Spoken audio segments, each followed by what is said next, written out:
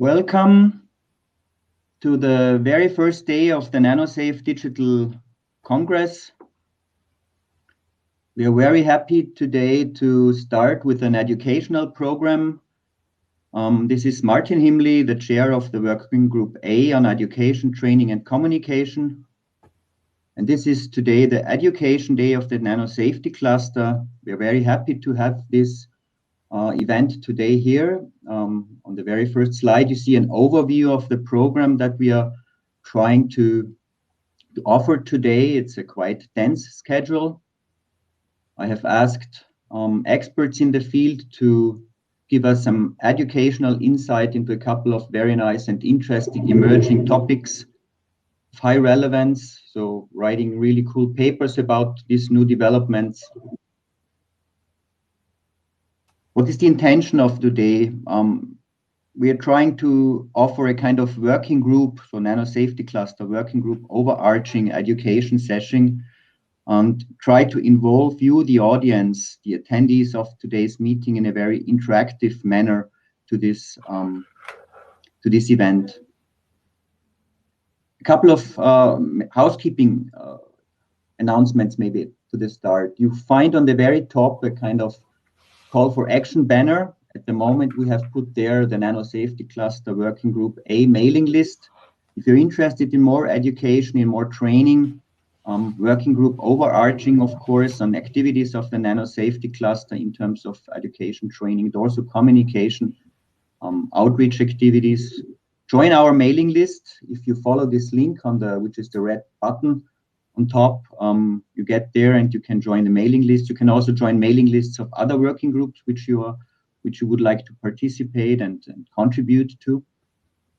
We are going to also put on display on this banner later on useful links which we need during our educational day today, to, for example, surveys that people use to get yourself involved into the discussion of today. You would find the links there. You also find other useful information. So, for example, to electronic tools that we are going to introduce today in a later session, in session 3 and 4 primarily. Direct links you would be able to find up there. So, so much for the call for action. I would also like to encourage all of you to, at any time, whenever you have a question or you want to comment on something, or you want to give a perspective or something, your view, use the chat box. We, the hosts of the meeting, this is Simon Clavagera, this is myself, Martin Himli, this is Stella Stojkeva, my co-chair of the working group. We're going to raise these questions whenever suitable or at the end of presentations. Anyway, we try to have it as interactively as possible, so we are trying to involve you directly into the discussion whenever something is shown. The intention is education, information to understand. For example, if we look at the very first block, on intention, I actually did just put the abbreviations there, AOPs, QSARs, IATA, terms which you may have read a couple of times. Maybe you are involved in these developments, of course, anyway. But maybe you have just read about and you have always wondered, okay, are these connected somehow? What do they exactly mean? How could they serve risk assessment in nanosafety, for example? In the second block, we are going to look into data of important relevance of today. We have gathered much data in nanosafety research within the past 2 decades, I'd say. What's data fairness? How could we get this data accessible to everybody, to model us, to build on them, to develop prediction algorithms for the future? So this is the intention, to look into that, and what are metadata and how complete do metadata have to be that people can really work with this data.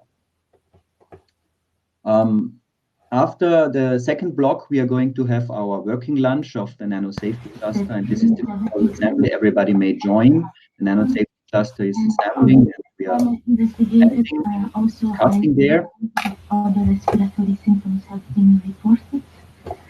And after the working lunch, we are going to have our block 3, which is more going into discussion. It's on nano risk governance and also on safe by design for the future. We're going to talk about this concept. We are going to discuss this concept on a couple of applications. So we are introducing case studies, and we really want to get you guys involved into discussing it. We want to get ourselves ready for future, ready for the next framework program, Horizon Europe, emerging contaminants, microplastic, nanomedicine, safety assessment of novel or innovative or advanced materials or materials for tomorrow, they're called. So what can we take over from all that into the new framework program? This is what we are trying to discuss today. So please stay in touch with us. Stay tuned to the Working Group A if you are interested in more information, more education, more training for the future. Up there is the call for action. You can press there. You can subscribe to the mailing list and get more information in future and be with us.